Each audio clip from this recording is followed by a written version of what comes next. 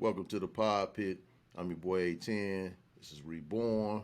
Thank you for tuning in to another segment. Let's see what we got going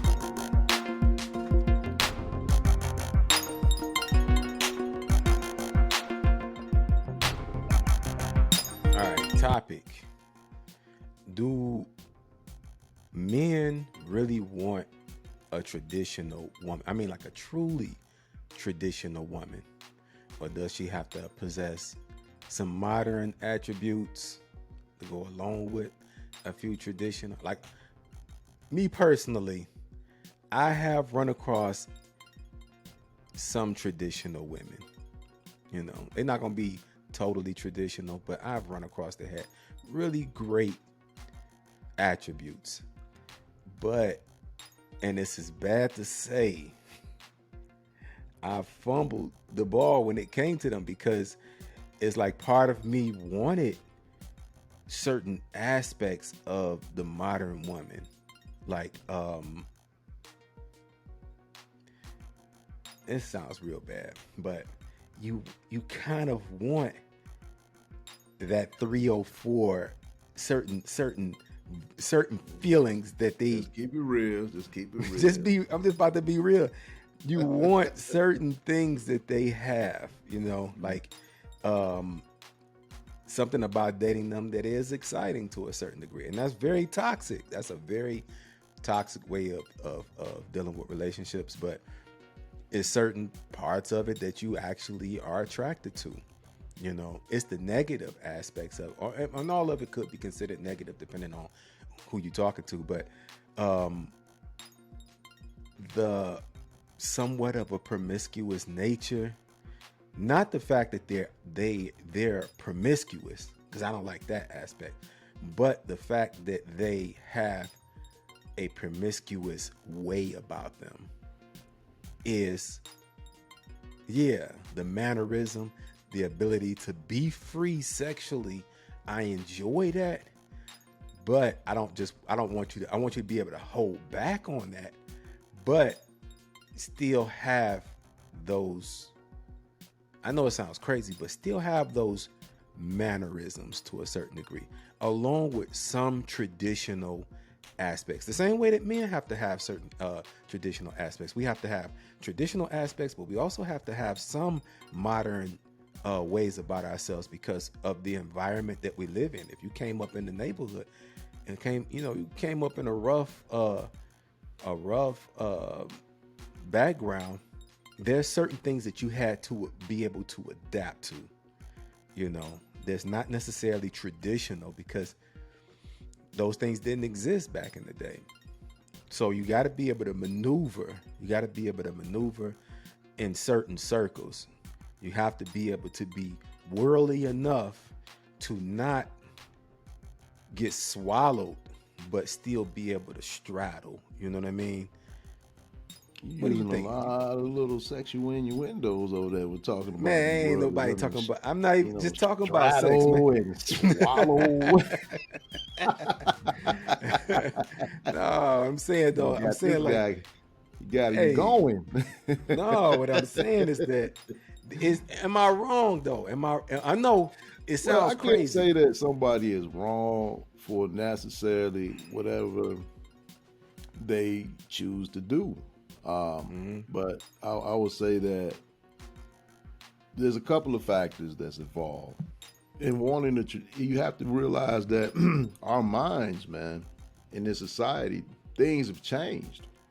So when the Yeah, society changed and there's a constant image being put before you, a constant that image transforms into a way of thinking because it's all around us. So we go from a time where a woman could arouse a man by being, possess certain types of qualities.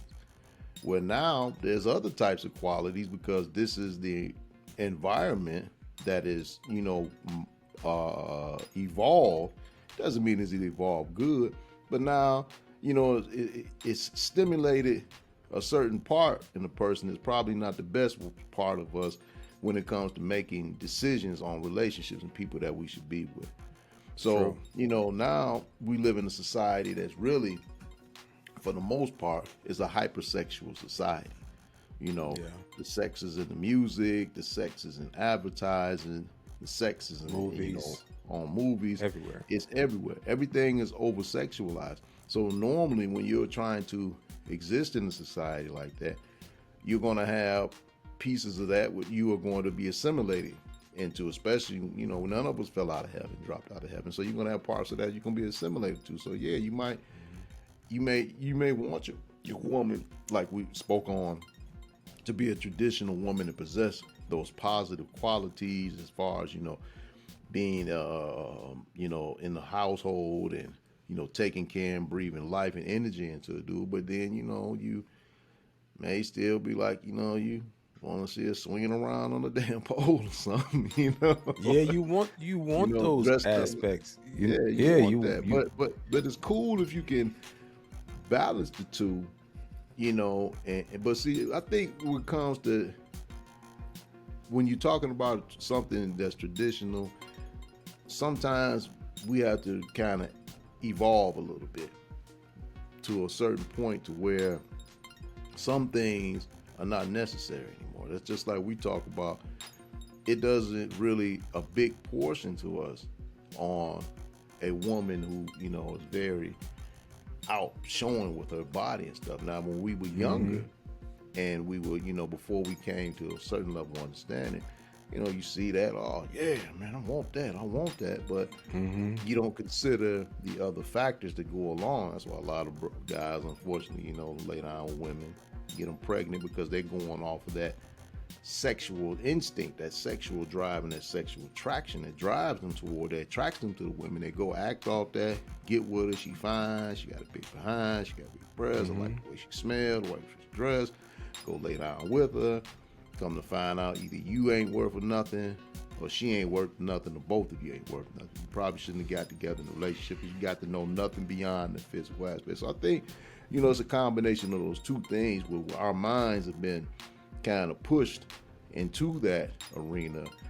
And the second thing, because of the environment around us, you know, also, you know, subscribing to that so heavily, man. But okay, now, is it a such thing as being attracted? Well, it's definitely a such thing as being attracted to the Madonna whore, like the woman who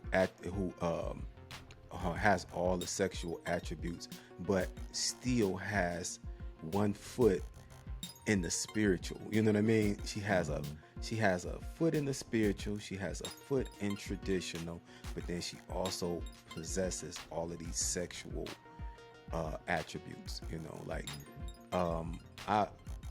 it's nothing like being, and it's so crazy too, because I was just having this conversation a couple of days ago, and I was saying how a woman, you know, 40 years ago could wear something as simple as an ankle bracelet and be completely covered up, but just have this ankle bracelet dangling from her leg, and it would drive men crazy because she walked a certain way, she carried herself a certain type of way.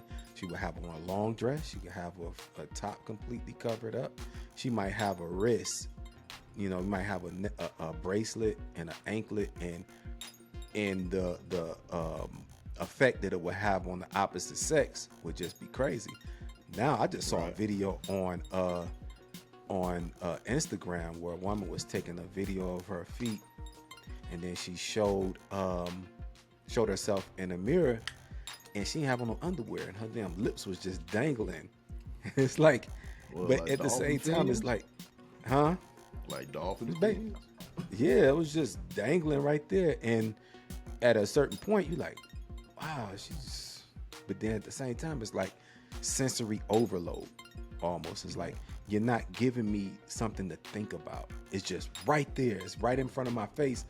And after a while, you get so desensitized with something like IG.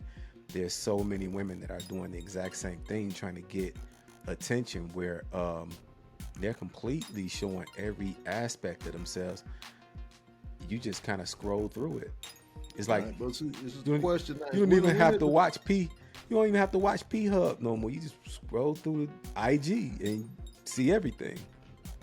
But see, it's the thing. you can look at it like this: the more undressed societies become, the more degenerate it's become. The more the morals disappeared, the more the clothes came off, the more things started being revealed. Then certain types of attitudes, certain types of thinking begin to evolve, and it wasn't healthy or good thinking.